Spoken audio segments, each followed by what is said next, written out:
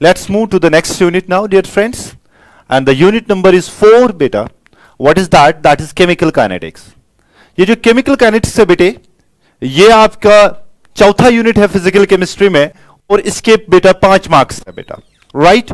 इसके 5 मार्क्स है, और सबसे पहला क्वेश्चन जो हमने इसमें से लिया है वो क्या है बेटा? That is what is difference between what beta? That is order and molecularity, right बेटे? So इसमें हमने क्या देखना है बेटे कि आप क्या जानते हैं कि ऑर्डर और मॉलिक्यूलरिटी के दरमियान क्या डिफरेंस है? Most important question I can say like this, कि ये बहुत ही ज्यादा इंपॉर्टेंट है आपके बोर्ड एग्जाम के लिए, राइट बेटे? तो इसको ध्यान दीजिए बेटे, इस पर ध्यान दीजिए और कंसंट्रेशन के साथ रहिएगा। Most important for your board examination 2021, right? So सबसे पहले मैं बात करूंगा बेटे ऑर्डर के बारे में, ठीक है? ऑर्डर क्या होता है बेटा? ऑर्डर सिंपली क्या होता है बेटा? ऑर्डर जो मैंने यहां पे डेफिनेशन लिखा है कि ऑर्डर क्या होता है? Order it is the sum of the powers of the concentration terms in the rate law expression. ये बात आप कंसंट्रेशन में रखिएगा, ये बात ध्यान में रखिएगा कि रेट लॉ एक्सप्रेशन में जो आपके पास बेटा पावर्स होंगे कंसंट्रेशन टर्म्स के, उन्हीं पावर्स को आपको ऐड करना है, यानी कि सम करना है। So that will be called as the order of reaction. मैं आपको समझाऊं कैसे बेटे।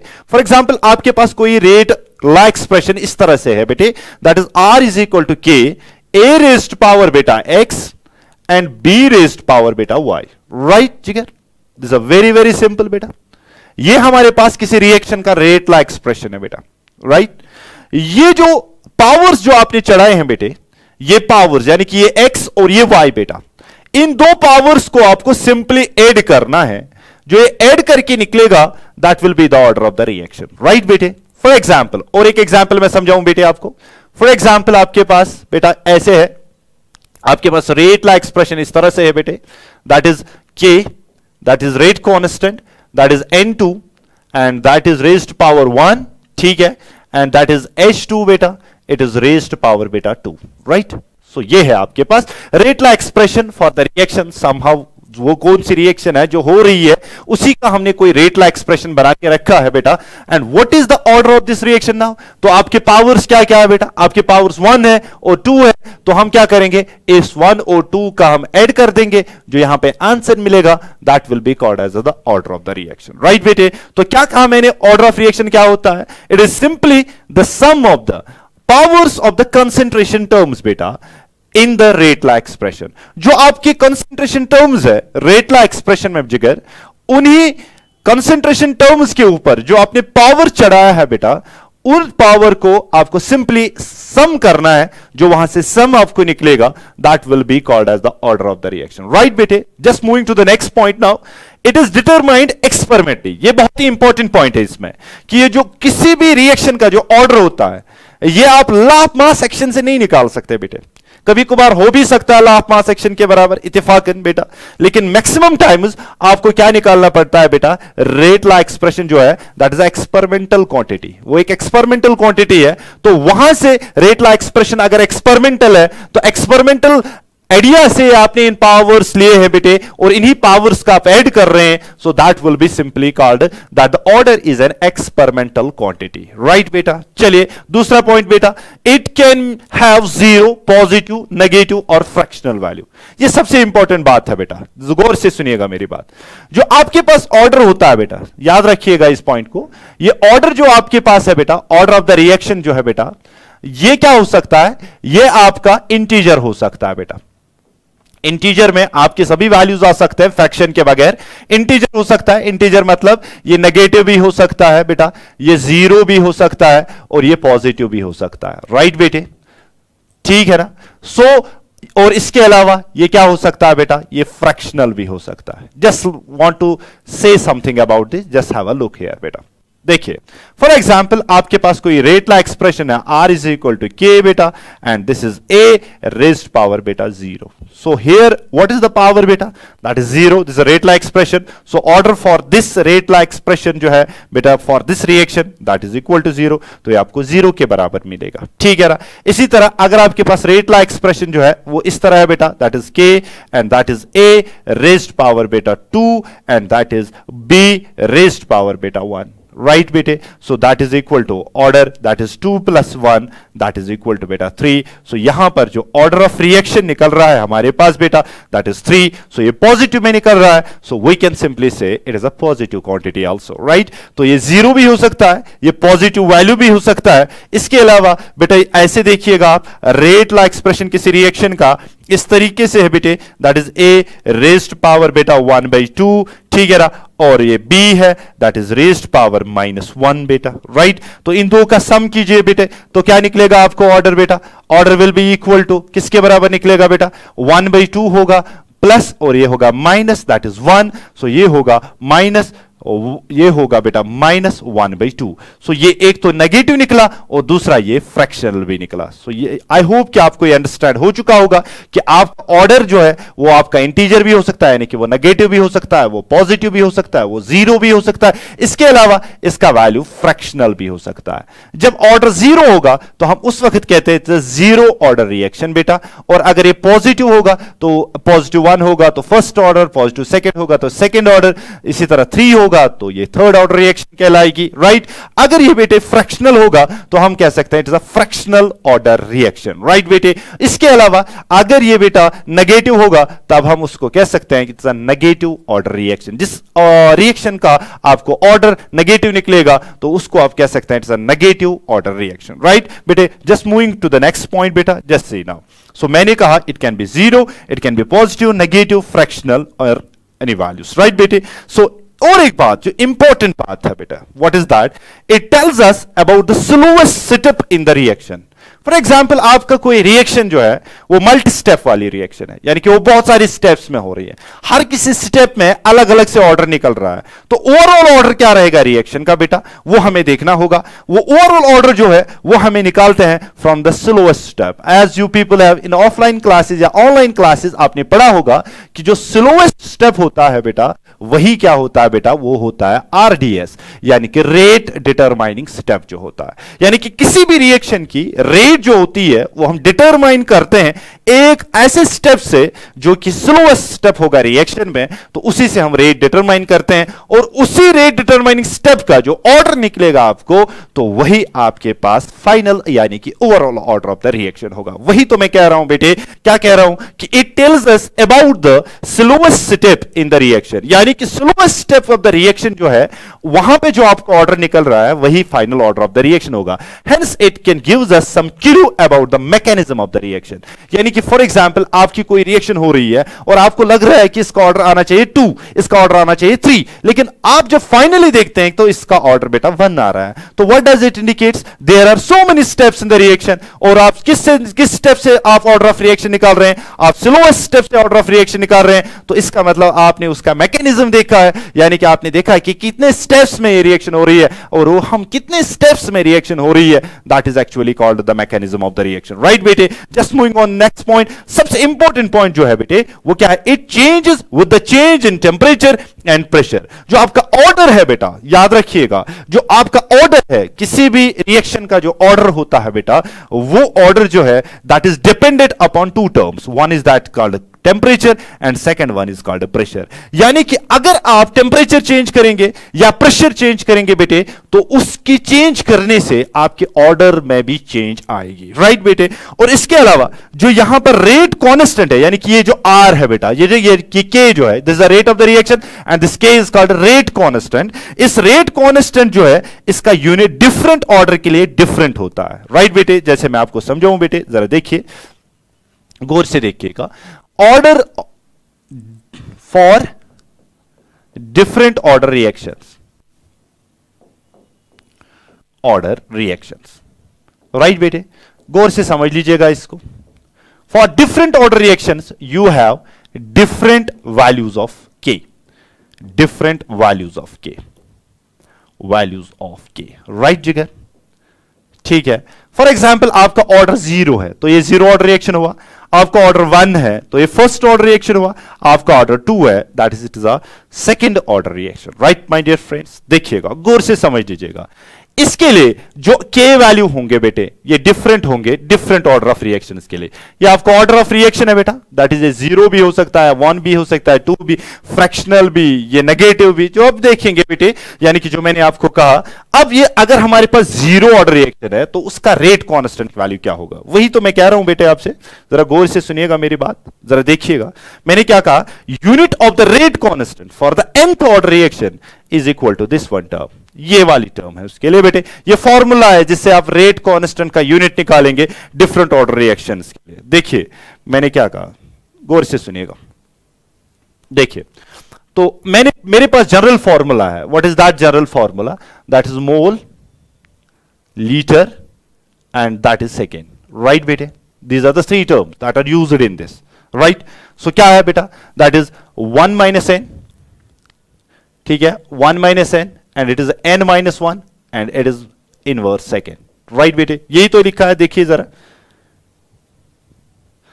there is mole 1 minus n, liter n minus 1 and second inverse मैंने लिखा, right? देखिए 1 minus n minus 1 n minus 1, ठीक है। या आप ऐसे भी लिख सकते हैं बेटा, एटमॉस्फेयर अगर आपके गैसुअस सबस्टेंस होंगे n minus 1 बेटा, राइट? और क्या लिख सकते हैं बेटे? आप लिख सकते हैं पर सेकेंड, यानी कि सेकेंड इनवर्स, राइट? तो 0 ऑर्डर रिएक्शन के लिए ये n है बेटा, ये n वैल्यूज है इनके, यानी कि n means order of the reaction, right? तो फर्स्ट 0 ऑर्डर रिएक्शन के लिए हम क्या लेंगे बेटे?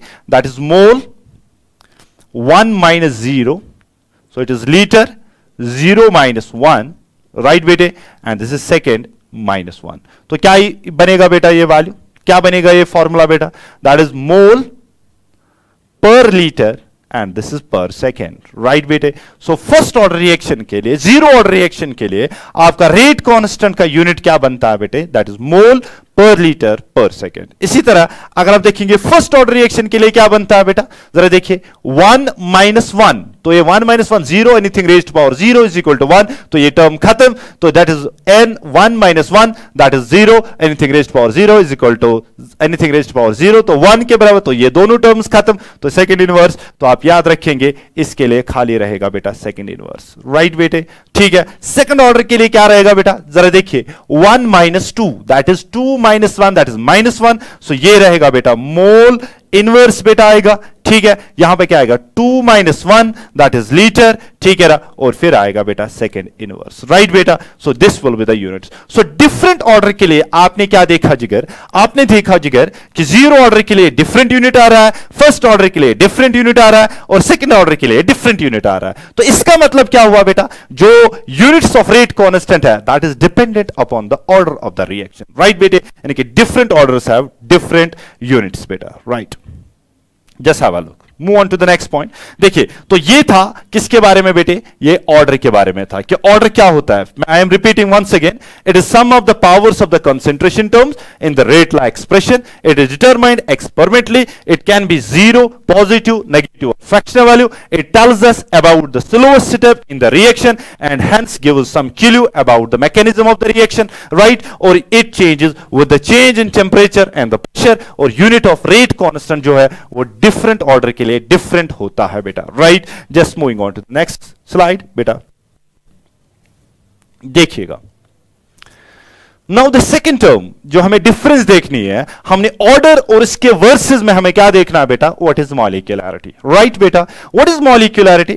मॉलिक्यूलरिटी होती क्या है बेटा? आपने पढ़ा होगा बेटा कि जब भी रिएक्शन होती है तो हम एक कोलिजन थ्योरी पढ़ते हैं, यानी कि रिएक्टेंट मॉलिक्यूल्स जो होते हैं वो कोलाइड करते हैं, और कोलाइड के बाद वो क्या बना देते हैं बेटे? वो प्रोडक्ट्स बना देते हैं, राइट बेटा? ये जो मॉलिक्यूलरिटी का कॉन्सेप्ट है that is related with these collisions बेटा, राइट? सो मैंने क्या कहा डेफिनेशन में, क्या लिखा है? It is the number of reactant species undergoing simultaneous collusion in the reaction, right बेटे? यानी कि आपके कितने नंबर ऑफ रिएक्टिंग मॉलिक्यूल जो है, रिएक्टिंग स्पीशीज जो है, यानी कि रिएक्टेंट जो है, जो साइमल्टेनियसली इफेक्टिव कोल्यूजन दिखाते हैं, राइट बेटा? यानी कि इफेक्टिव कोल्यूजन का मतलब वो प्रोडक्ट्स में कन्वर्ट हो जाएंगे, यानी कि आर जब पी में कन्वर्ट होता है तो इसका मतलब यही है कि यहां रिएक्टेंट्स में इफेक्टिव कोल्यूजन होंगे, तभी ये रिएक्टेंट्स किस में कन्वर्ट हो जाएंगे बेटे? ये प्रोडक्ट्स में कन्वर्ट हो जाएंगे। तो अब देखना है कि कितने मॉलिक्यूल्स ने पार्टिसिपेट किया है उन वाले इफेक्टिव कोल्यूजन्स में जिनकी वजह से प्रोडक्ट्स बन जाएंगे, so that will be simply called as the molecularity. Right बेटे, तो मैंने क्या कहा, the number of reacting species undergoing simultaneous effective collisions in the reaction to form the products, यानी कि प्रोडक्ट्स बनाने के लिए, so that is called molecularity. Right बेटा, तो एक थ्योरेटिकल कॉन्सेप्ट है। सपोज आप ऐसे कीजिएगा कि हमारे पास 10 मॉलिक्यूल्स है, ऐसे बेटे 10 या 5 या 6 या 7 8 आप जितना भी लेंगे इतने मॉलिक्यूल्स हैं हमारे रिएक्टेंट्स के, ये कोलाइड करते रहेंगे क्योंकि इनके पास काइनेटिक एनर्जी होती है, तो वो कोलाइड करते रहेंगे, एवरेज काइनेटिक एनर्जी इनके पास है, तो ये कोलाइड करेंगे। जब ये कोलाइड करेंगे तो सारे रिएक्टेंट्स प्रोडक्ट्स में नहीं कन्वर्ट हो जाते हैं, बल्कि कुछ अमाउंट ऑफ रिएक्टेंट्स प्रोडक्ट्स में कन्वर्ट होता है। तो इससे हमें आइडिया मिलता है कि there is not effective collision occurring throughout reacting system. So reactant molecules के दरमियान इफेक्टिव नंबर ऑफ कोल्यूजन सारे नहीं है, बल्कि उनमें पार्टली इफेक्टिव है, पार्टली इनइफेक्टिव है, इफेक्टिव होने की वजह से पार्टली प्रोडक्ट्स बना लेते हैं। वही पार्टली कितने बेटे, यानी कि कितने नंबर ऑफ रिएक्टिंग स्पीशीज जो है अंडर वो हो जाते हैं साइमल्टेनियस कोल्यूजन में, इफेक्टिव कोल्यूजन में, ताकि रिएक्शन हो जाए। सो व्हाट इज दैट कॉल्ड बेटा, दैट इज कॉल्ड मॉलिक्यूलरिटी। अब ये थ्योरेटिकल कॉन्सेप्ट है, यानी कि इसके पीछे कोई प्रैक्टिकल बैकग्राउंड नहीं है बेटा, सो इसका मैथमेटिकल बैकग्राउंड नहीं है, तो हम इसको कहते हैं कि it is a theoretical concept. Right बेटा, ओके। इसके बाद it can have integral values only and not greater than 3। Right बेटा, यह बात बहुत ही इंपॉर्टेंट है कि इसका इंटीग्रल वैल्यूज हो सकते हैं। इंटीग्रल वैल्यूज मतलब इसके वैल्यूज ओनली पॉजिटिव होंगे। राइट बेटा, इसके वैल्यूज ओनली पॉजिटिव होंगे, या ये 1 होगा, या ये 2 होगा, या ये 3 होगा, नॉट मोर देन 3। ये तो मैं मेंशन करके रखा हूं यहां पर कि नॉट ग्रेटर देन 3, यानी कि 3 से ज्यादा नहीं होंगे। क्यों नहीं होंगे? क्योंकि 3 से ज्यादा जब मॉलिक्यूल्स होंगे तो उनके दरमियान इफेक्टिव कोल्यूजन नहीं हो सकता है। सो दैट इज व्हाई इसका वैल्यू इंटीग्रल वैल्यू होगा, यानी कि पॉजिटिव वैल्यू होंगे, 0 नहीं होगा, नेगेटिव नहीं होगा, और इसका वैल्यू 3 से ज्यादा नहीं होगा। राइट बेटा, इट कैन नॉट बी, ये मैंने लिखा है, it can not be 0, fractional और नेगेटिव। Right people, okay. चलिए आगे भी देखते हैं बेटे। Next point, it does not tell us anything about the mechanism of the reaction. तो हम मैकेनिज्म ऑफ द रिएक्शन इससे नहीं देख सकते हैं। राइट बेटा, it does not change with the change in temperature and pressure. ये न चेंज होता है प्रेशर से और न चेंज होता है बेटा टेम्परेचर चेंज करने से। तो यह बात याद रखिएगा कि जो आपका मॉलिक्यूलरिटी है that is independent upon the temperature and the pressure, और यह हमें मैकेनिज्म के बारे में कुछ नहीं बोलता है, और इसका वैल्यू 0, फ्रैक्शनल और नेगेटिव नहीं हो सकता है, इसका वैल्यू ओनली पॉजिटिव होगा, but that should be up to the 3। और ये थ्योरेटिकल कॉन्सेप्ट है, और ये एक्चुअली डिफाइन क्या होता है, इफेक्टिव कोल्यूजन कितने नंबर ऑफ रिएक्टेंट मॉलिक्यूल्स करते हैं ताकि वो प्रोडक्ट बनाएंगे। सो दैट इज कॉल्ड बेटा मॉलिक्यूलरिटी। राइट, तो और एक बात जो मैं यार बोलूंगा आपको, यानी कि आपके रेट कांस्टेंट जो होगा, rate constant is ineffective of बेटा मॉलिक्यूलरिटी, यानी कि इंडिपेंडेंट अपॉन द मॉलिक्यूलरिटी। ये इंडिपेंडेंट होता है मॉलिक्यूलरिटी पे। आई होप कि आपको ये क्वेश्चन बहुत ही अच्छी तरह से समझ आ चुका होगा। Just moving on to the next question now. Very very important question बेटा, write the integrated rate equation for zero order reaction. जो आपकी जीरो ऑर्डर रिएक्शन होगी बेटे, उसकी इंटीग्रेटेड रेट इक्वेशन क्या होगी बेटा? जस्ट हैव अ लुक बेटा। सबसे पहली चीज बेटा, what is zero order reaction बेटा? What is zero order reaction? My dear friends, what is zero order reaction? As you people have studied all these things, I'm just giving you the revision, sort of revision here. So देखिए, zero order reaction क्या होता है बेटा? वो वाली reaction जिसमें बेटे याद रखना है, जिसमें रेट ऑफ रिएक्शन इंडिपेंडेंट होगी upon the concentration of the reactants. यानी कि rate of reaction does not depend upon the concentration of the reactants. यानी कि रिएक्टेंट जो कितने ही आप ले रहे हैं उस पर डिपेंड नहीं करेगा। आप लाखों में ले रहे हैं, 1000 में ले रहे हैं, छोटे छोटे ले रहे हैं, क्या ले रहे हैं आप, रिएक्टेंट की कंसेंट्रेशन उस पर डिपेंड नहीं करेगा, तो वो रिएक्शन कहलाएगी बेटा जीरो ऑर्डर रिएक्शन। तो मैं कहूंगा that reaction in which rate does not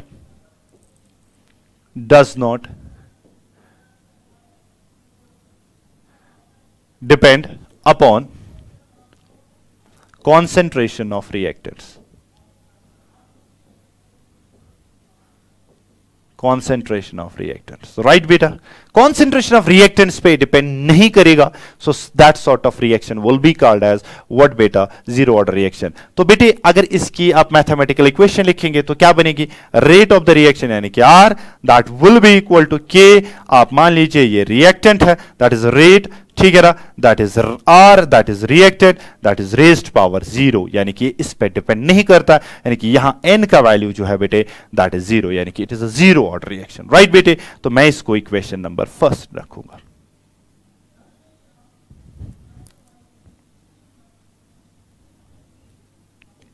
इसको इक्वेशन नंबर फर्स्ट रखूंगा। सो what is zero order reaction बेटा, इसको सोल्व करने से पहले हमें पता होना चाहिए कि जीरो ऑर्डर रिएक्शन किसके कहते हैं। Zero order reaction is that type of reaction in which the rate of the reaction does not depend upon the does not depend upon the concentration of the reactants। तो इसको mathematical form में हम लिखेंगे बेटे, वो क्या होगा, rate is equal to D K R raised to power zero, right बेटे। Just go on, just move on, just move on, just देखिए बेटे, फॉर एग्जांपल हमारे पास एक रिएक्शन है बेटा, that is R gives me P. अब मुझे integrated rate equation निकालनी है इस वाले रिएक्शन की, it is a zero order reaction. तो मैं लिखूंगा यहां पर बेटे रेट ऑफ द रिएक्शन, बेटा याद रखिएगा रेट ऑफ रिएक्शन जो है, रेट ऑफ रिएक्शन जो है दैट इज इक्वल टू बेटा किसके बराबर होगा, K, and there is the rate और concentration of react, molar concentration of react raised power N, यानी कि N is the order here in this reaction. Just in the previous slide we have discussed N is equal to zero बेटा, not one, ठीक है, first order होगा फिर ये N is equal to zero, ठीक है। तो क्या आएगी बेटा, रेट ऑफ रिएक्शन, मैं लिखूंगा रेट सिंपली, अब रेट इज इक्वल टू बेटा के रेज्ड पावर बेटा zero, right Jigar, very simple, it is very very simple, ठीक है। जैसे आप लोग जानते हैं कि ये और एक चीज आपने पढ़ी होगी बेटा, जैसे इंस्टेंटेनियस रेट, एवरेज रेट आपने पढ़ी होगी आपके ऑनलाइन या ऑफलाइन क्लासेस में। ये रिएक्टेंट जो है ये कितना कंज्यूम हो रहा है with respect to time, that is also called the rate of the reaction. ये प्रोडक्ट जो है बेटे ये कितना बढ़ रहा है विथ रिस्पेक्ट टू टाइम, ये इसको भी हम रेट ऑफ द रिएक्शन कह रहे हैं, राइट बेटा। तो मैं इसको लिख सकता हूं यहां पर बेटा, इसको मैं मार्क करके रखूंगा बेटा,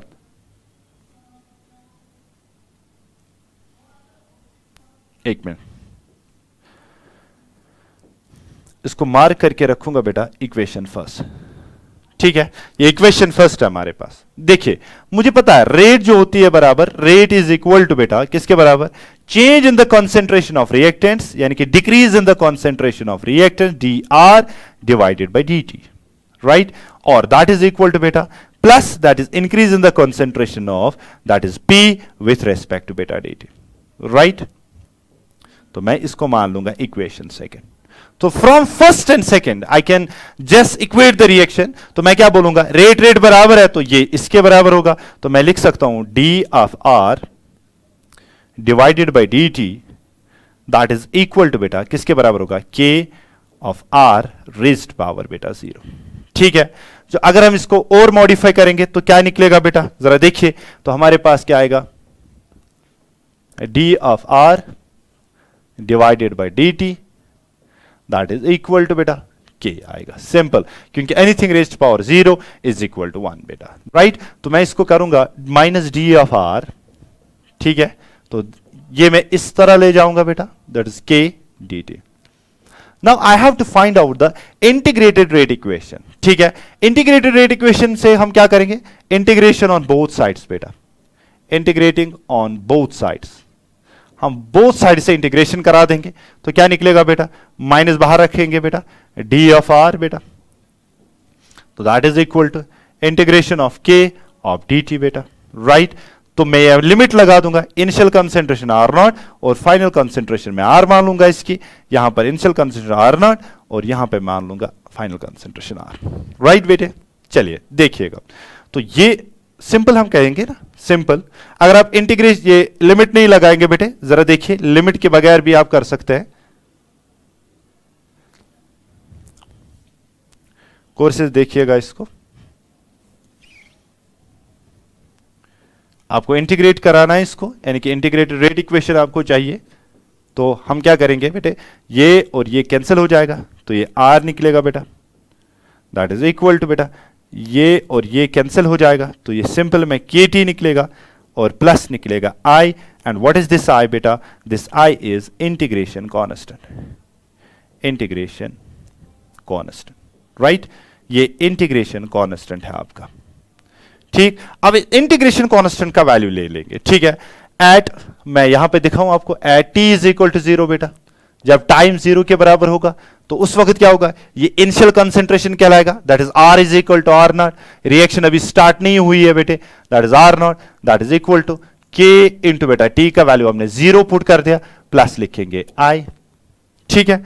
जिगर गौर से समझ लीजिएगा इसको, ये माइनस है ना बेटा, इट इज माइनस, यहां पर माइनस हमारा है, ठीक है। तो ये माइनस होगा, ठीक। तो it is minus R naught is equal to बेटा I। Name it equation fourth and name it equation third. हम इसको इक्वेशन थर्ड रखेंगे यार, ठीक है।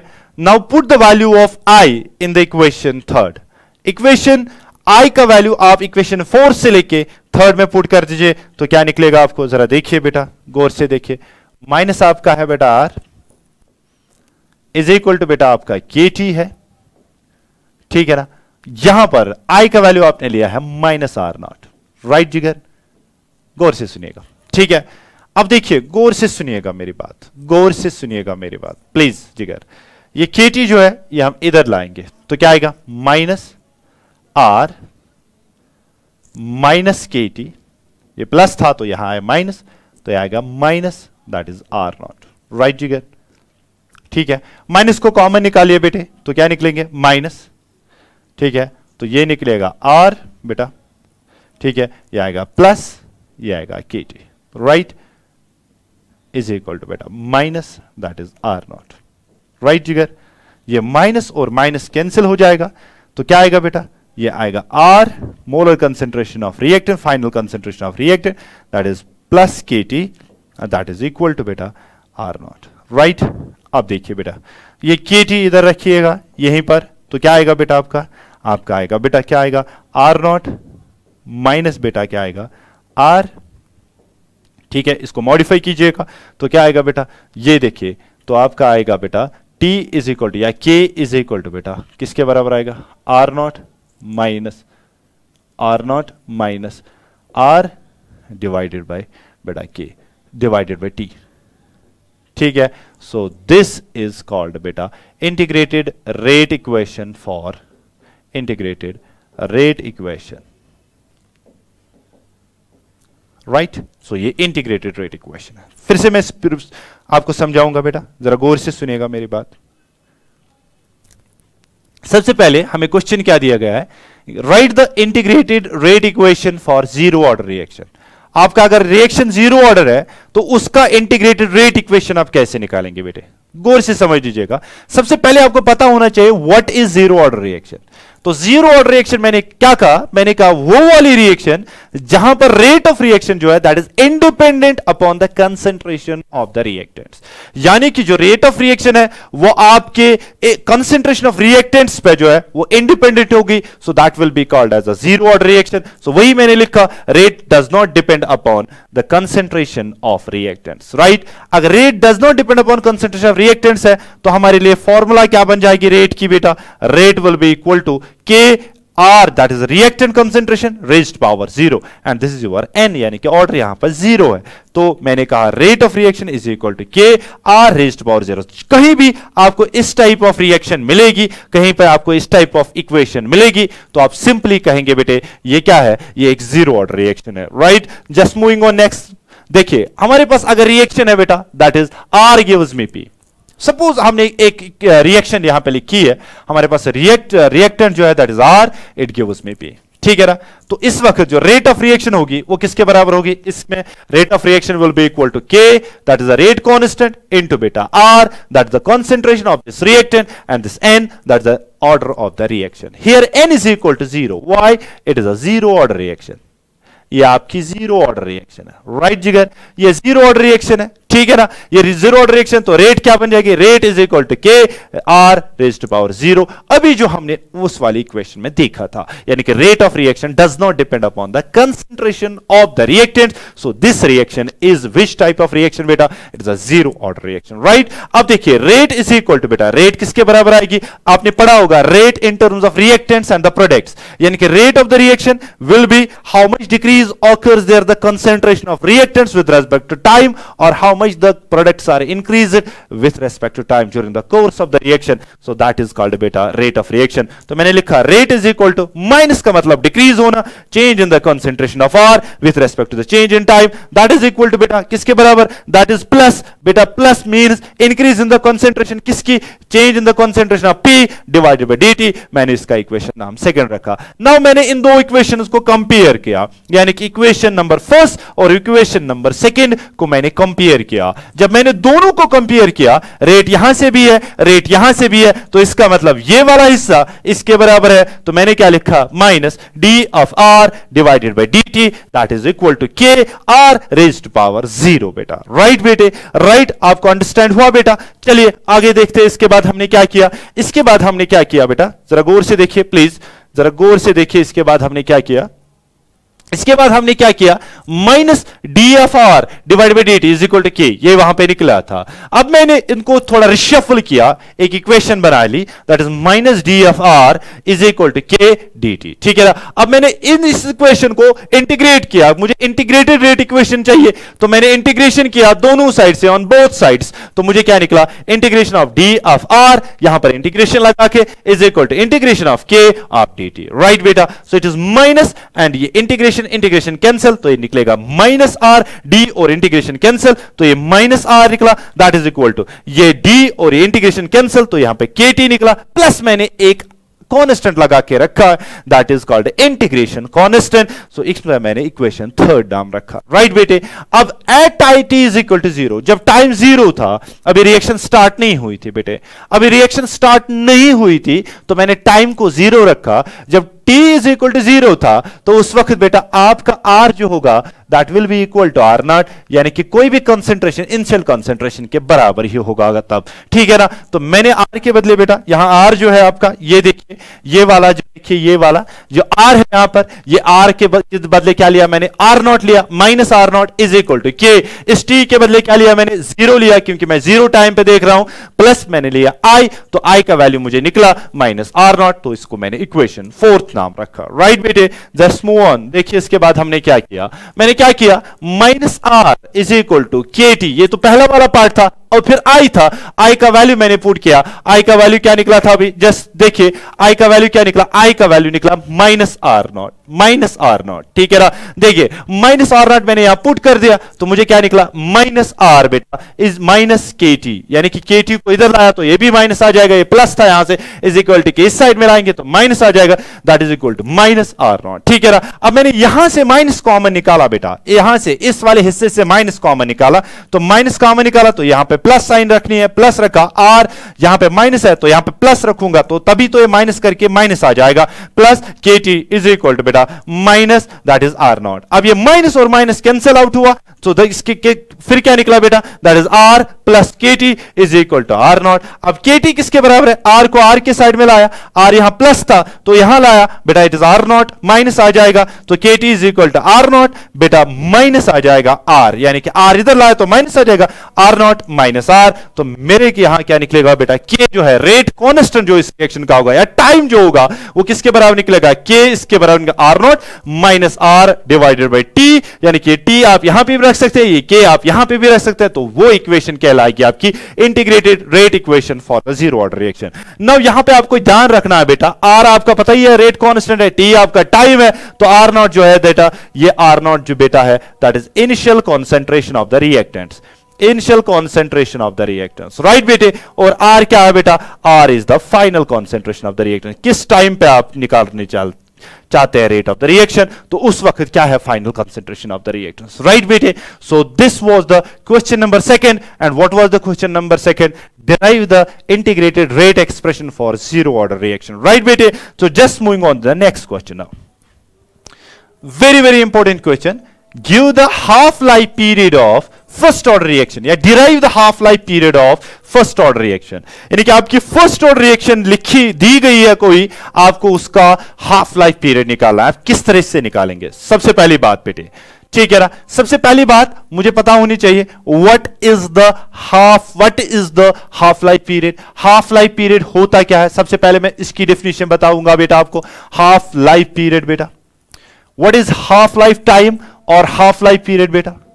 बोलिए जल्दी से, क्या होता है ये हाफ लाइफ पीरियड? क्या होता है बेटा? Half life period may be defined as the simply the time taken to consume the half of the reactants into the products, यानी कि हाफ ऑफ द रिएक्टेंट्स कब प्रोडक्ट्स में कन्वर्ट हो जाएंगे। सपोज मेरे पास एक रिएक्शन है बेटे, that is R gives me P बेटा, राइट बेटा। इस आर का आधा हिस्सा कब खत्म हो जाएगा? When it is half of the concentration is left out, half concentration is consumed और हाफ कंसंट्रेशन इज कंज्यूम्ड और लेफ्ट आउट। याद रख लीजिएगा इस बात को बेटा, गौर से याद रख लीजिएगा। मैंने क्या कहा? Half concentration of this R is consumed और लेफ्ट आउट, यानी कि लास्ट में बचेगी half of the concentration of this R या हाफ ऑफ दिस कंसंट्रेशन इसकी कंज्यूम होगी। दोनों का मतलब एक ही है, तब जाके वो टाइम जो होगा उस टाइम आप उस टाइम को कह सकते हैं that is half life period बेटा, राइट। और उसको एक और तरीके से आप डिफाइन कर सकते हैं, क्या होगा वो? That is it may be defined as the time taken by the reaction to get completed 50%, यानी कि 50% हाफ ऑफ द रिएक्शन, यानी कि 50% रिएक्शन कंप्लीट होने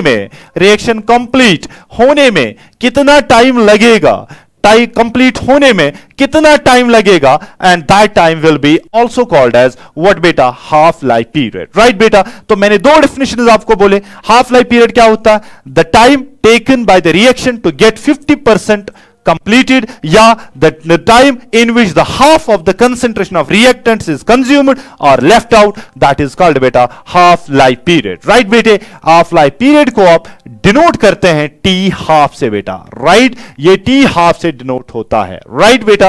और इसको आप रिप्रेजेंट करते हैं सेकेंड्स में भी, आप इसको मिनट्स में भी, आप इनको आवर्स में भी, और आप इनको डेज में भी, और आपको ईयर्स में भी, किसी भी टाइम यूनिट्स में आप इसको मेजर कर सकते हैं, ठीक है। तो देखिएगा आप, अब यही हाफ लाइफ पीरियड आपको निकालना है किसके लिए बेटे? That is first order reaction के लिए निकालना है। Just have a look now what I am going to say. सबसे पहली चीज बेटे, फर्स्ट ऑर्डर रिएक्शन जो होती है, फर्स्ट ऑर्डर रिएक्शन क्या होगी? जिसमें डिपेंडेंट होगी रेट ऑफ द रिएक्शन किस पे? कंसेंट्रेशन ऑफ द रिएक्टेंट्स पे। First order reaction, that is first order reaction, ठीक है। इस फर्स्ट ऑर्डर रिएक्शन की इंटीग्रेटेड रेट इक्वेशन आपने पढ़ी होगी बेटा, integrated rate equation. Integrated rate equation इसकी क्या है बेटा? जरा मुझे बोलिए, इंटीग्रेटेड रेट इक्वेशन इसकी क्या है? दैट इज के टी इज इक्वल टू 2.303 बेटा डिवाइडेड बाई के, ठीक है ना, दैट इज लॉग, ठीक है, that is R not divided by R बेटा, right Jigar. Very very simple it is. What is this R naught? This is initial concentration, ये आपकी इनिशियल कॉन्सेंट्रेशन है बेटा, ठीक है। What is this R? ये आपकी फाइनल कॉन्सेंट्रेशन है जिगर, राइट बेटा। Very very simple. So what is the integrated rate equation for first order reaction? That is T is equal to time taken is equal to 2.303, that is 303 divided by k, rate constant, log of initial concentration of the reactants divided by the final concentration of the reactants, right बेटे।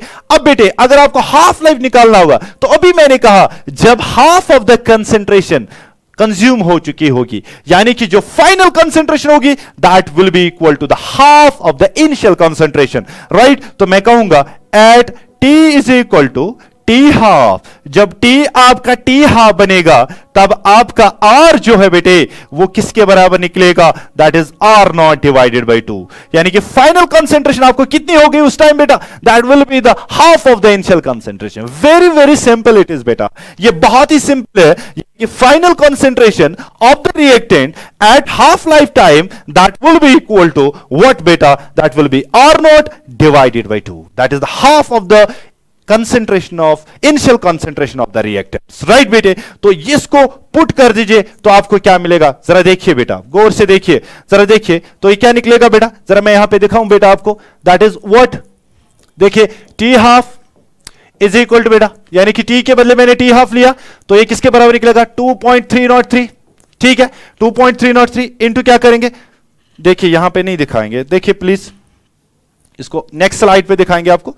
देखिए जरा देखिए किसके बराबर निकलेगा, T half, यानी कि T के बदले टी हाफ लिया तो क्या निकलेगा बेटा, दैट इज 2.303 डिवाइडेड बाई के, ठीक है, इट इज लॉग, ठीक है, इट इज आर नॉट, यानी कि initial concentration divided by final concentration, किसके बराबर लेंगे आप बेटा, R not divided by 2, right Jigar, ये आर नॉट और ये आर नॉट कैंसिल हो जाएगा, तो टी हाफ जो होगा बेटा, T half will be equal to 2.303 divided by K बेटा, एंड इट विल बी 2 ऊपर आ जाएगा, so it will be log of 2, ठीक है। तो टी हाफ जो होगा वो किसके बराबर निकलेगा बेटा, that will B 2.303 divided by K बेटा, एंड दैट लॉग किसके बराबर होता है, 0.3 समथिंग एल्स, ठीक है। तो टी हाफ को जब हम कैलकुलेट करेंगे बेटे, so that is 0.693 divided by k. So this is the equation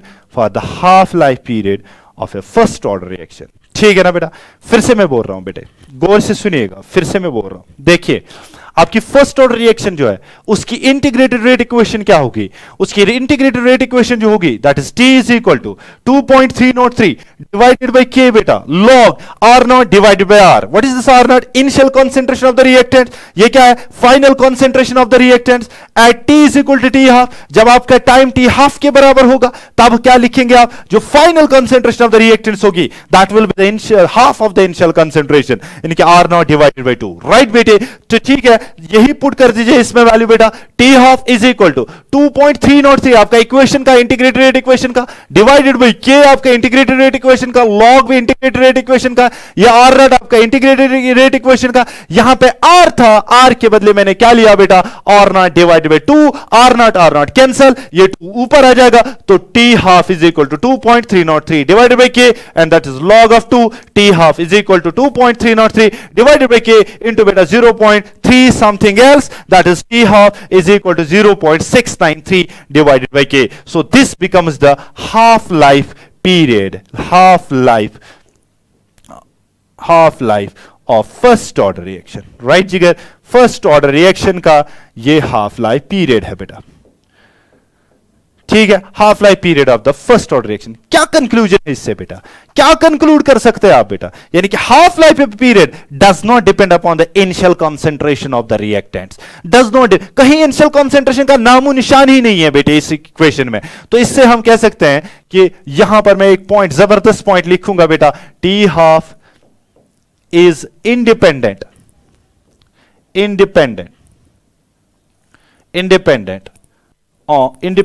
of initial concentration of reactants, initial concentration of reactants। लेकिन ये वैलिड खाली है किसके लिए बेटा, फर्स्ट ऑर्डर रिएक्शन के लिए। सारी इक्वेशन इसके लिए एप्लीकेबल नहीं है, फर्स्ट ऑर्डर रिएक्शन के लिए हमें निकला बेटा टी हाफ जो होगा that is independent of initial concentration of reactants. बेटे अगर ग्राफ ड्रा करेंगे, बेटे अगर ग्राफ ड्रा करेंगे, जरा गौर कीजिए बेटे, ग्राफ अगर ड्रा करेंगे टी हाफ जो होगा बेटा वो और इनिशियल कंसंट्रेशन के दरमियान अगर आप ग्राफ ड्रा करेंगे तो आप हमेशा ऐसा ग्राफ पाएंगे। सो ये होगा, क्योंकि this t half remains constant whatsoever be the initial concentration of the reactants, right बेटा। So this was the question number third. Now moving on to the next question beta, very important question. What is activation energy my dear students? Activation energy क्या होती है बेटे, simple. What is activation energy? The minimum amount of energy required for the reactant molecules in order to participate in the reaction to form the products, right बेटे। तो मैं क्या कहूंगा, it is the minimum amount of energy बेटा, minimum amount of energy of reactants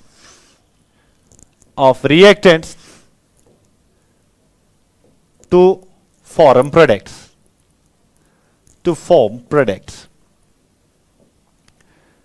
products बनाने के लिए एक रिएक्टेंट्स को कितनी मिनिमम अमाउंट ऑफ एनर्जी चाहिए, so that energy will be called as activation energy, right बेटा। ये जो एक्टिवेशन एनर्जी है बेटे ये हम रिप्रेजेंट करते हैं EA से, ठीक है ना, पहला पॉइंट। दूसरा पॉइंट ये हम मेजर करते हैं किलो जूल पर मोल में, ठीक है ना, इसका यूनिट किलो जूल पर मोल है और ये वैल्यू हमेशा पॉजिटिव होगा। ठीक है ना बेटा, सो पॉजिटिव वैल्यू हमेशा किसका होता है बेटा, एक्टिवेशन एनर्जी का, कभी वैल्यू नेगेटिव नहीं होगा। ठीक है ना, पॉजिटिव हमेशा होगा। एक्टिवेशन एनर्जी एक minimum amount of energy require जो होती है किसके लिए, रिएक्टेंट्स के लिए, to form the products, that is called activation energy. ये हम EA से रिप्रेजेंट करते हैं, ये हम मेजर करते हैं किलो जूल पर मोल में, और इसका वैल्यू हमेशा पॉजिटिव होगा, नेगेटिव नहीं होगा। राइट बेटे, देखिए गौर से सुनिएगा मेरी बात, आप गौर से सुनिएगा। मैथमेटिकली मैंने यहां पर आपको एक डायग्राम दी है, जो कि इसको हम कहते हैं एनर्जी प्रोफाइल डायग्राम। बेटा एनर्जी प्रोफाइल डायग्राम हम इसको कहते हैं, profile diagram. So what is this representing? I am just giving you a brief idea about this. What is this energy profile diagram? Energy profile diagram is simply the energy, what happens to the energy with the course of the reaction. With the course of reaction, what is happening to the energy?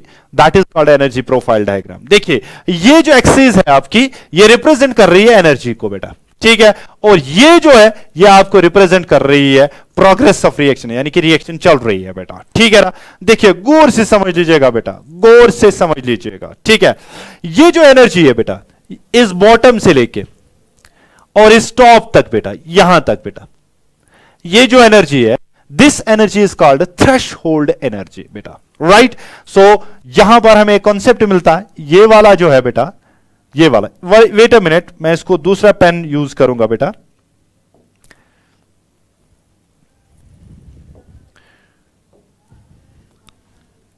Sorry,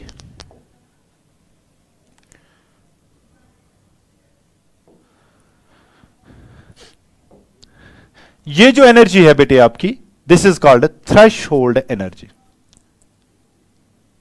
threshold energy कहां से कहां तक बेटा, गौर से देखिएगा, इस point से लेके इस पॉइंट तक, यानी कि पॉइंट ए से लेके पॉइंट बी तक जो आपकी एनर्जी है, ये आपकी थ्रेशहोल्ड एनर्जी।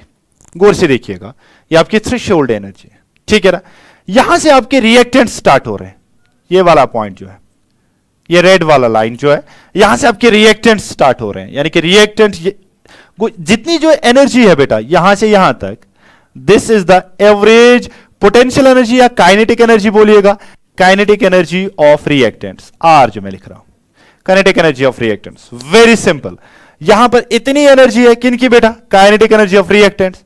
तो यहां से यहां तक क्या है बेटा, threshold energy.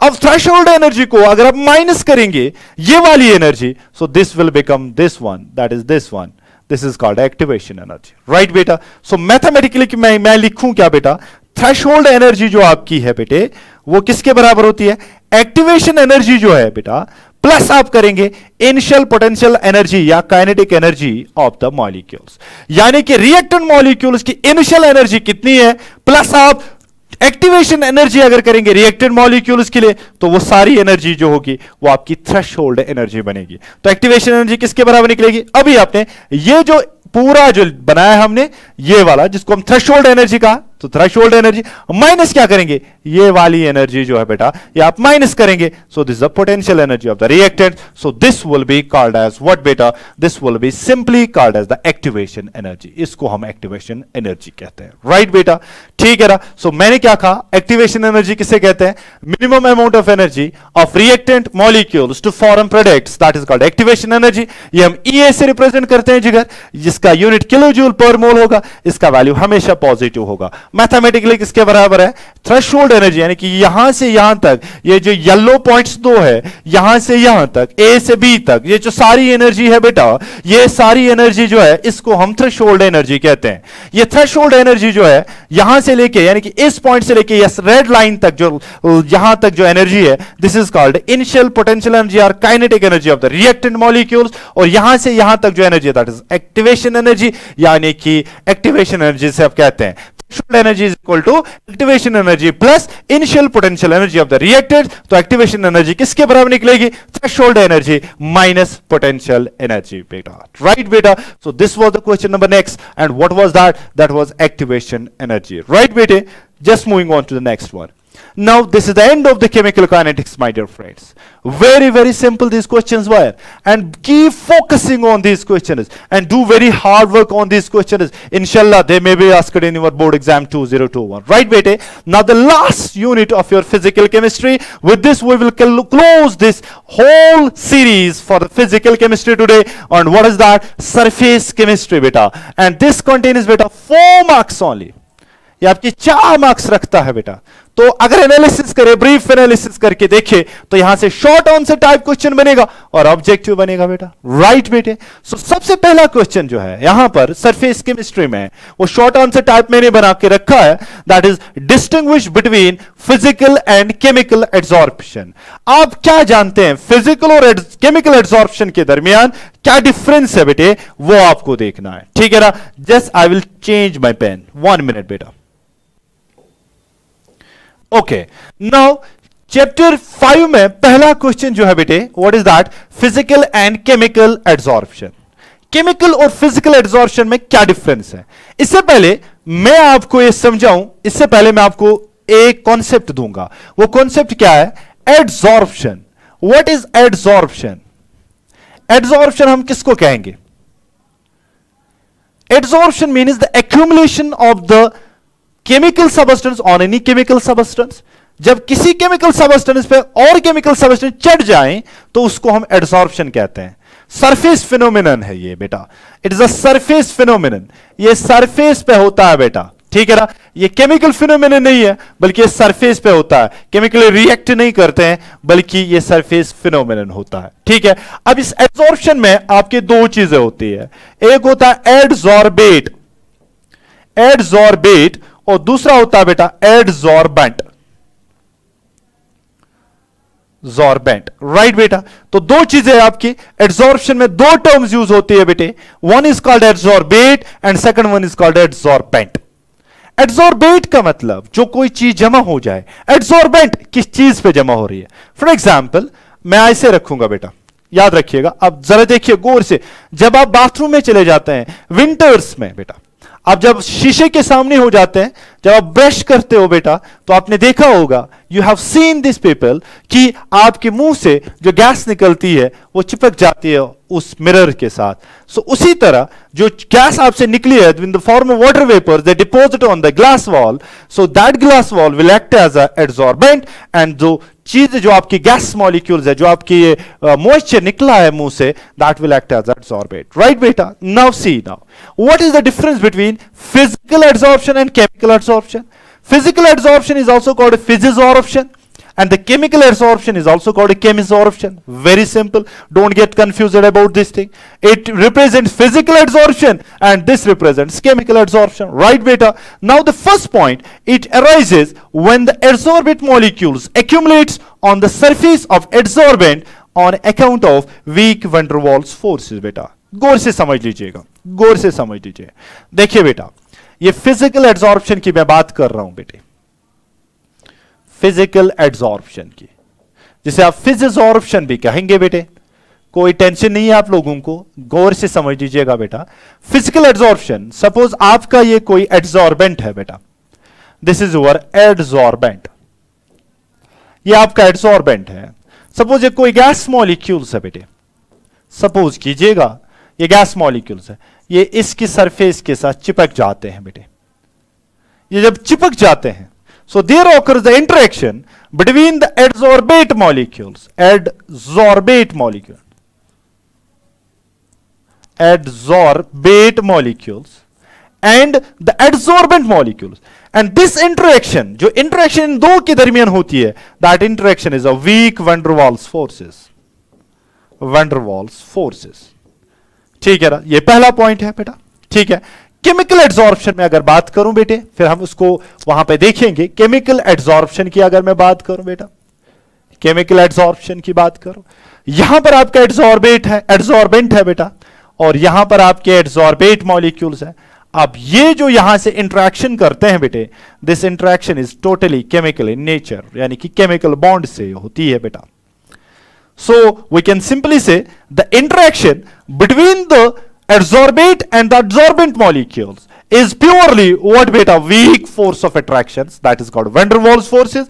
And in case of chemical adsorption, the interaction between the adsorbate and the adsorbent molecules is purely chemical in nature, and because of the chemical bonds beta, that is very strong. So the interaction is very weak in physical adsorption between the adsorbate and the adsorbent molecules, and in case of chemical adsorption, the interaction between the adsorbate and adsorbent molecules is very strong, that is by means of chemical bonds, right beta? Moving on to the second point, यही है वो, it arises when the adsorbent molecule accumulates on the surface on account of weak van der Waals forces. It arises when the adsorbate molecules accumulate on the surface of adsorbent because of chemical bonds, right बेटे? देखिए, it occurs at low temperature because temperature increases as the extent of adsorption decreases, right बेटे? देखिएगा इस point को गौर से समझ लीजिएगा।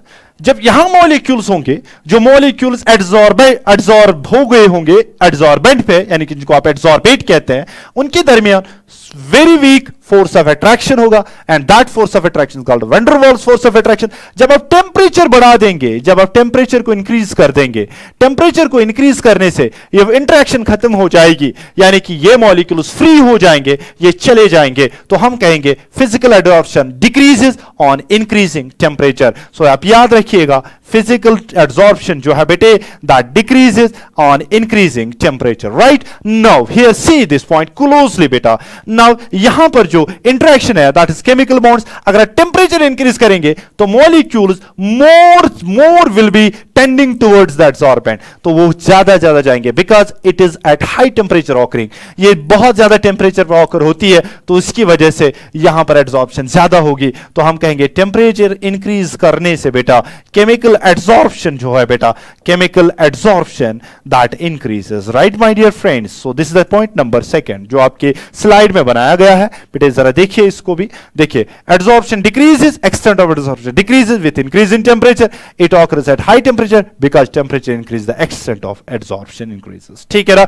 Okay, देखिए हीट ऑफ एडसॉर्प्शन जो है that is low, that is 20 to 40 kilo joules. तो इसमें जो फिजिकल एडसॉर्प्शन में हीट रिलीज होती है बेटे, वो बहुत कम होगी, क्योंकि वीक बॉन्ड्स बन रहे हैं, तो वो कम होगी, that is 20 to 40 kilo joule per mole. लेकिन यहां पर हीट ऑफ एडसॉर्प्शन जो है वो बहुत ज्यादा है, that is 80 to 240 kilo joules, because the proper chemical bonds are formed between the adsorbate and the adsorbent molecules, right? It is a reversible process. देखिए बेटा, ये रिवर्सिबल प्रोसेस है, यानी कि आपने टेम्परेचर अभी ये हुआ था एडसॉर्ब, ठीक है ना? अब आपने टेम्परेचर इंक्रीज किया, ये वापस चला गया, तो there was the effect of temperature my dear friends, ठीक है ना? तो ये रिवर्सिबल नेचर है, और ये कौन सी है बेटा? ये इरिवर्सिबल इन नेचर है, right? It is a non directional and not very specific in nature. ये नॉन डायरेक्शनल है और स्पेसिफिक नहीं है, और ये डायरेक्शनल है और हाईली स्पेसिफिक इन नेचर है, ठीक है? यहां पर multi layers adsorption are formed over this, यानी कि multi layers adsorbate molecules are formed. देखिए ना, जरा इसको देखिए बेटा,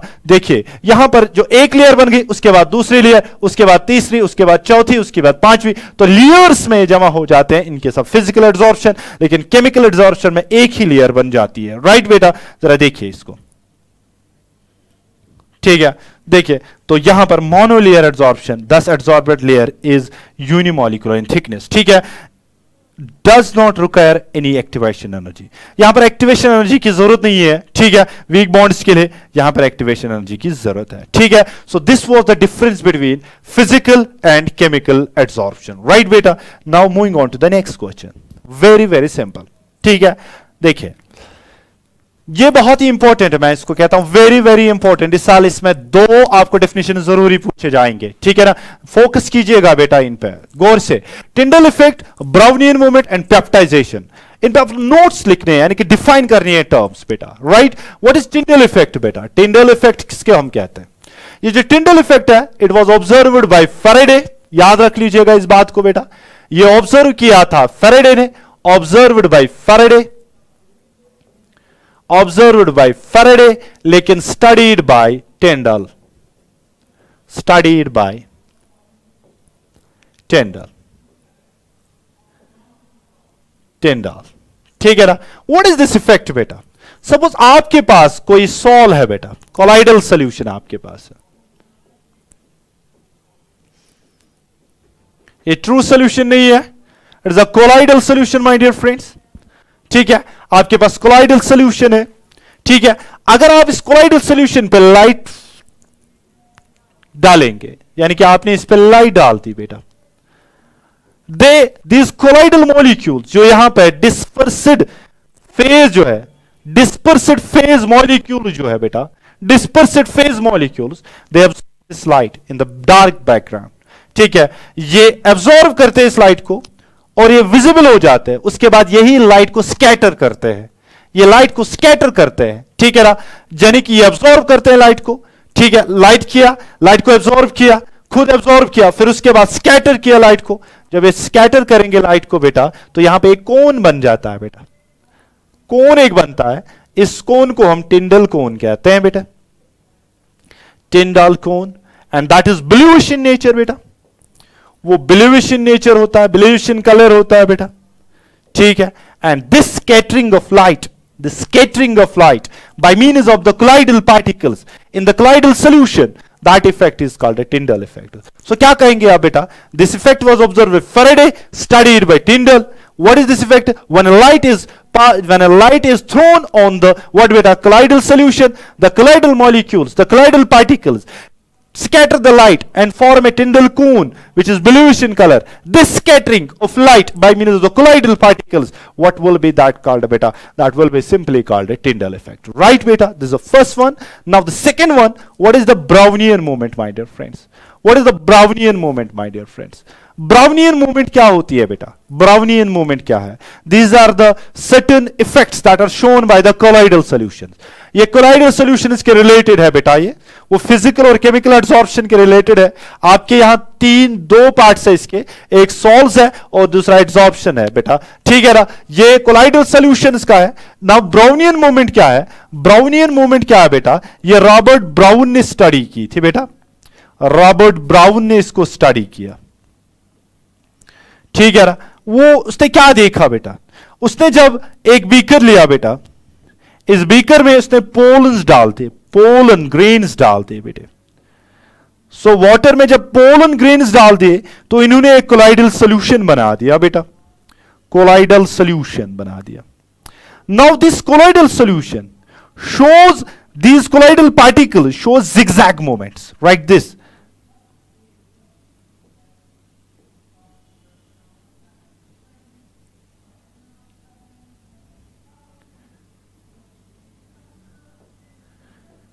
ये देखिए, ये zigzag moments देख रहे हैं। This zigzag chaotic moments of the colloidal particles in a colloidal solution, that moment is called beta Brownian moment. So what is Brownian moment? This was discovered by or studied by Robert Brown.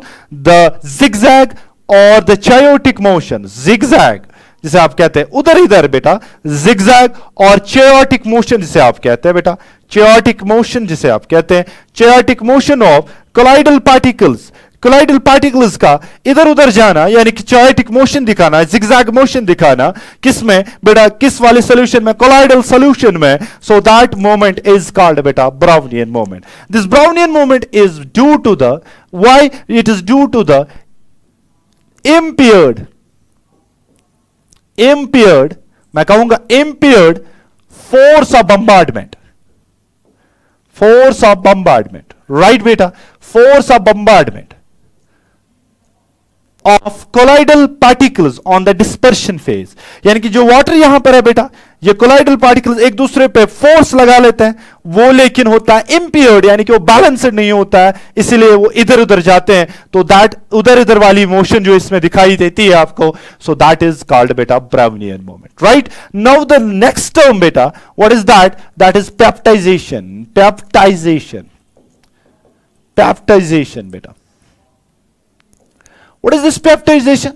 This peptization is reverse of coagulation beta, reverse of coagulation beta, coagulation beta. What is coagulation my dear friends?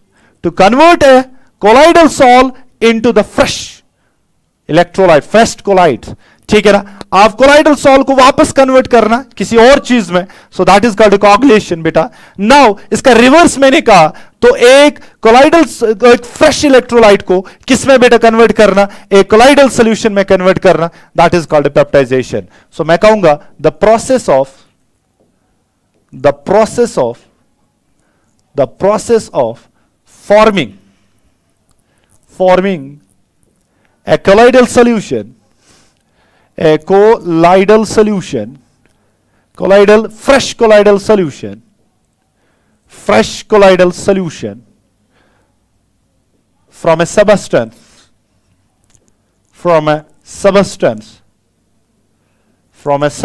by adding electrolytes, by adding a specific by adding an electrolyte. जब आप कोई electrolyte किसी substance पे डाल देंगे बेटे, तो उसकी वजह से ये क्या बन जाएगा, एक फ्रेश कोलाइडल सॉल्यूशन बनेगा बेटा, and that process will be called as a peptization and is a reverse of coagulation बेटा. और जो आप कोलाइड यूज करते हैं, एडिंग ऑफ एन कोलाइड जो बेटा इलेक्ट्रोलाइट जो करते हैं, एंड दिस इज कॉल्ड बेटा पेप्टाइजर. इसको हम पेप्टाइजर कहते हैं या पेप्टाइजिंग एजेंट कहते हैं बेटा, peptising agent. Right Jigar, very very simple it is. ठीक है ना बेटा, ठीक है. फिर से मैं बोल रहा हूं, पेप्टाइजेशन का मतलब क्या है बेटा? पेप्टाइजेशन का मतलब है फ्रेश कोलाइड सॉल्यूशन बनाना, किसी सबस्टेंस से एक एप्रोप्रिएट इलेक्ट्रोलाइट ऐड करने से, तो उसको हम पेप्टाइजेशन कहेंगे. और जो आप इलेक्ट्रोलाइट ऐड करेंगे जिसकी वजह से उस सबस्टेंस से कोलाइडल सॉल्यूशन बनेगा, सो उसको हम पेप्टाइजर कहते हैं या पेप्टाइजिंग एजेंट कहते हैं. And it's a reverse of what बेटा? It's a reverse of coagulation. Right बेटे, मैं फिर से रिपीट कर रहा हूं बेटे, गौर से समझ लीजिएगा, वेरी इंपॉर्टेंट. मैंने कहा define the following terms. Following terms को डिफाइन कीजिए बेटा. सबसे पहली टर्म जो मैंने बताई आपको, टिंडल इफेक्ट बोला बेटा. टिंडल इफेक्ट होता क्या है? Tyndall effect is usually shown. These two above two processes or above two phenomena are shown by colloidal solutions. Colloidal solution में क्या होता है? Colloidal solution में को जो dispersed phase होता है, यानी कि colloidal solution दो चीजों से बना होता है बेटा, एक dispersed phase और dispersion medium बेटा. Dispersed phase particles का size बड़ा होता है, तो that is why that is called a colloidal solution. अब ये जो colloidal particles होते हैं बेटे, जब इन पे आप लाइट ड्रा करेंगे, यानी कि लाइट छोड़ेंगे, तो ये लाइट को पहले एब्जॉर्ब करेंगे, फिर उसके बाद स्कैटर करेंगे. जब वो स्कैटर करेंगे बेटे, तो एक ब्लूइश कून बनाएंगे, जो उस कून को, that is scattering of light, जो स्कैटर हो रही है लाइट, दैट इज कॉल्ड बेटा Tyndall effect. And that Tyndall effect is discovered by Faraday but studied by Tyndall. Right beta? Now the second moment, what is that moment? That moment is Brownian moment, my dear students. Brownian moment क्या है बेटा? Brownian moment Robert brown ने देखी थी. उसने क्या किया था? उसने पोलन ग्रेन्स को पानी में डुबो दिया, तो उनका साइज बड़ा था, तो वो कोलाइडल सॉल्यूशन बन गए. तो वो जो आपके पोलन ग्रेन्स है, वो एक जिगजैग मोमेंट दिखा रहे थे, चायोटिक मोशन दिखा रहे थे. उस चायोटिक मोशन को हमने नाम के रखा है बेटा Brownian moment. ये क्यों हो रहा है? Due to the disturbed force of bombardment on the particle, on the dispersed particles on the dispersion medium. Right बेटे? और उसके बाद मैंने बोला peptization. Peptization is a reverse of coagulation. It is simply बेटा क्या है ये simply एक टेक्निक है by which we are preparing the fresh salts from a substance by adding an appropriate electrolyte. जो आप appropriate electrolyte add करते हैं, तो उसको हम पेप्टाइजर कहते हैं और या पेप्टाइजिंग एजेंट कहते हैं. राइट बेटे? Now moving on to the next question. ठीक है, next question, very important question. Once again I have made 3 questions only from the surface chemistry for you people. One is physical adsorption, chemical adsorption. Second was define the terms, and the last one, what is that? That is beta difference between lyophilic and lyophobic salts. Right beta? Lyophilic and lyophobic salts. Lyophilic का दूसरा नाम है intrinsic salt या इसे इमल्सॉइड्स कहते हैं बेटे. Right? और लायोफोबिक को हम दूसरा नाम सस्पेंसॉइड्स कहते हैं या एक्सट्रिंसिक सॉल्ट्स भी कहते हैं. राइट बेटा? देखिए मैंने आपको बोला अभी कोलाइडल सॉल्यूशंस के टाइप्स है बेटे. कोलाइडल सॉल्यूशन में आपके दो पार्ट्स मिलेंगे, एक डिस्पर्सिड फेज मिलेगा और एक डिस्पर्शन मीडियम मिलेगा बेटे. जब डिस्पर्सिड फेज होगा, उसकी हाई एफिनिटी होगी फॉर द सॉल्वेंट, यानी कि डिस्पर्शन मीडियम, सो उसको हम कहते हैं बेटे व्हाट? लायोफोबिक. सो हम कहेंगे simple, dispersed phase has high affinity for solvent, यानी कि सॉल्वेंट अगर वाटर होगा तो हम उसको लायोफिलिक कहेंगे, यानी कि इस वक्त ये हाइड्रोफिलिक होगा। अगर सॉल्वेंट वाटर होगा तो ये हाइड्रोफिलिक होगा, अगर आपका बेटा ऑर्गेनिक होगा तो हम इसको लायोफिलिक कहते हैं। So dispersed phase has high affinity for the solvent and dispersed phase is generally organic in nature. So याद रखिएगा बेटा, dispersed phase इसमें जो है उसकी ज्यादा affinity होती है with the solvent यानी कि with the dispersion medium, यानी कि जिस सॉल में आपको बेटा याद रखिएगा, जिस सॉल को बेटा गौर से समझ लीजिएगा इस पॉइंट को बेटा, जब भी आपको किसी सॉल में बेटा dispersed phase जो होगा, dispersed phase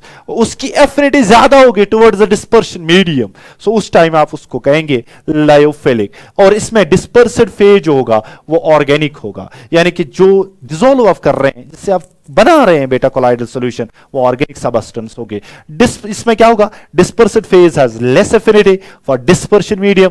if dispersion medium is water it is called hydrophobic. आपको पता है dispersed phase is generally inorganic in nature. याद रखिएगा इसमें डिस्पर्सिड फेज की एफिनिटी बहुत कम होती है विद द डिस्पर्शन मीडियम, यानी कि आपका डिस्पर्शन मीडियम जो है उसके साथ इसकी बहुत कम बनती है बेटा। सो यहां पर डिस्पर्सिड फेज जो होगा वो इनऑर्गेनिक होगा, राइट बेटा। अब कंसंट्रेशन की बात करते हैं, ये नेचर की बात थी, कंसंट्रेशन ऑफ डिस्पर्सिड फेज, यानी कि कंसंट्रेशन कितनी होनी चाहिए डिस्पर्सिड फेज की, मोर, यानी कि हायर कंसंट्रेशंस आर पॉसिबल, यानी कि आप बहुत सारी कंसंट्रेशन डाल सकते हैं किसके बेटे, डिस्पर्सिड फेज के, लेकिन यहां पर लेस कंसंट्रेशन होनी चाहिए तभी ये सॉल्व बनेगा, यानी कि लायोफोबिक। तो यहां पर हायर कंसंट्रेशन पॉसिबल नहीं है। स्टेबिलिटी की बात अगर करें तो यहां पर याद रखिएगा lyophilic sols are highly stable बेटा, हाईली स्टेबल। ये बहुत ज्यादा स्टेबल होता है बेटा, राइट जिगर, ये बहुत ज्यादा स्टेबल होते हैं, इनको स्टेबलाइजिंग एजेंट डालने की कोई भी जरूरत नहीं होती है, यानी कि ये खुद ब खुद स्टेबल हो जाते हैं, ठीक है ना, दे आर इटसेल्फ स्टेबलाइज्ड, ठीक है। यहां पर बेटा लायोफिलिक ये अनस्टेबल होते हैं बेटे, और इनको स्टेबल करने के लिए आपको स्टेबलाइजिंग एजेंट डालना पड़ेगा, ठीक है ना। यहां पर यूज ऑफ स्टेबलाइजिंग एजेंट होता है, ठीक है, यूज ऑफ स्टेबलाइजिंग एजेंट। ये अनस्टेबल है तो use of stabilising agent is very very important, right बेटे। Effect of addition of electrolyte, अगर आप इलेक्ट्रोलाइट को ऐड करेंगे तो क्या होगा, अगर आप लायोफिलिक में स्मॉल क्वांटिटीज में ऐड करेंगे इलेक्ट्रोलाइट बेटा, जिसको आप कोगुलेशन कहते हैं, देखिए अगर आप थोड़ा थोड़ा करेंगे तो कोई इफेक्ट नहीं होगा, थोड़े थोड़े करके। यहां पर अगर ज्यादा करेंगे तो इफेक्ट होगा, ठीक है ना। तो थोड़ा थोड़ा करके अगर आप डालेंगे तो कोई भी इफेक्ट नहीं होगा लायोफिलिक सॉल्व पे, वही कहता है ये। और यहां पर बेटा याद रखिए अगर आप थोड़ा भी डालेंगे ना तो dispersed phase will come out as a precipitate, ये बाहर आ जाएगा। लार्ज क्वांटिटी में cause precipitation, salting out the called precipitation, यानी कि यहां पर जिसको हम कहते हैं कोगुलेशन हो जाएगी, right. Size of salt particles are just bigger molecules, यहां पर मॉलिक्यूल्स का साइज ज्यादा होता है, यहां पर aggregate thousands of small molecules होते हैं, ठीक है ना। और विस्कोसिटी की अगर बात करें तो याद रखिएगा ये ज्यादा विस्कस होते हैं as compare to dispersion medium, यानी कि विस्कोसिटी ऑफ सॉल्वेंट अगर बात करेंगे, viscosity of solvent is less as compare to the dispersed phase, यानी कि viscosity of dispersion medium is less as compare to what बेटा dispersion phase. Dispersion phase has less viscosity as compare to dispersed phase, यहां पर दोनों की viscosity same होती है। यहां टिंडल इफेक्ट बहुत कम पाया जाता है, यानी कि lyophilics do not show so much Tyndall effect, but यहां पर बात याद रख लीजिएगा बेटा, आप यहां पर गौर से याद रख लीजिएगा, यहां पर ज्यादा स्कैटरिंग होती है, यानी कि टिंडल इफेक्ट ज्यादा होता है। एग्जांपल्स आप अगर देखेंगे ऑर्गेनिक सॉल्व जो भी आप बनाएंगे दोज वे बी लायोफिलिक, वो लायोफिलिक होंगे। इनऑर्गेनिक सॉल्व जो भी आप बनाएंगे, ठीक है ना बेटा, वो होंगी कौन सी बेटा, लायोफोबिक, राइट बेटा। So this was all about the surface chemistry and this was all about the physical chemistry. Hopefully you have seen this video, you will see these videos and will focus on these videos इंशाल्लाह मैं कह रहा हूं बेटे इन्हीं में से paper होगा आपका फिजिकल केमिस्ट्री का। तो याद रखिएगा, गौर से याद रखिएगा इन चीजों को, और गौर से इन चीजों को समझ लीजिएगा, खूब सारी प्रैक्टिस कीजिएगा। ओके, अल्लाह हाफिज, अस्सलामु अलैकुम व रहमतुल्लाहि व बरकातुहू।